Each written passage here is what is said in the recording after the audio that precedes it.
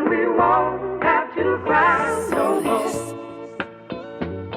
แบกความหวังไว้ทั้งหลังและลงมือเฮ็ดปล่อยความเจ็บสร้างกูจนกลัวจะกลายเป็นเฮ็ดเขียนแต่ความจริงจนมันลงไปในเพลงอยากระบายให้มันตายไปพร้อมกับความเจ็บตอนกูนั่งเศร้าอยากปลอบใจพร้อมกับเราคนที่ฮักแพงมันยังเอาเรื่องกูไปเว้าคนที่สั่งกูบางคนยังดีกว่าคนฮักและบ่มีทางถอยถ้าหากตัวกูยังบ่ชนะคนเฮามีหลายภาระแต่ภาระคนมันบ่คือกันเซินมึงเอาสิ่งที่มึงมีมาอวดกูโลดสำหรับกูบ่สำคัญเงินกูอาจบ่หลายแต่กูพร้อมซับกับคนที่ฮู้ใจกันใจกูอาจสลายแต่กูบ่เคยที่จะทิ้งฝันสิ่งสำคัญกูแม่นครอบครัวบ่แม่นคำเว้าจากปากคนอื่นเวลาว่างกูมีแต่โฟบ่ค่อยสนใจเรื่องคนอื่นสมองกูมีแต่เนื้อหาคิดภาพตอนที่มันกดดันกูยังจะเฮ็ดเพื่อความฝันบ่ย่างกับทางที่เคยผ่าน Yeah it'll all be over it'll all be over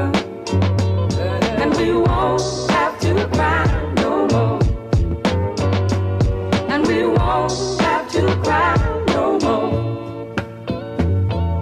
มันคือความคิดบ่แม่นรีโมทที่จะเปิดปิดตามใจได้คือที่โปรดมันคือความผิดหรือใจที่โหดเป็นอย่างมันต้องเป็นค่อยคนเดียวที่โสดกูเรียนอยู่ปี3และกูจะเรียนจนกว่าจะจบใบประกาศที่หวังกูจะสู้จนแห้งจะหมดกูไปโรงเรียนสวยย้อนตอนเช้ามันแดดร้อนที่จริงน่ะบ่แม่นดอกเพราะว่าตอนแรงกูแดกท้องและกูก็บ่เข้าใจว่าเป็นหยังสู้คือวุ่นวายอย่าเสือกอย่าสนพวกน่ารำคาญพวกยุงลายเพราะกูจะเฮ็ดอีหยังบ่แม่นว่ากูจะบ่คิดมักคนแบบบ่แม่นว่าแบดพอบ่บิชและกูก็บ่สนว่าไผจะเว้าอีหยังก็อย่ากูเฮ็ดในสิ่งที่หวังและกูบ่ฮู้จะอายไผกูเก็บทุกความสุขถึงแม้ว่ากูบ่มีกระตาขอย่างเส้นทางที่แล้วเท่านี้กูก็สบายใจ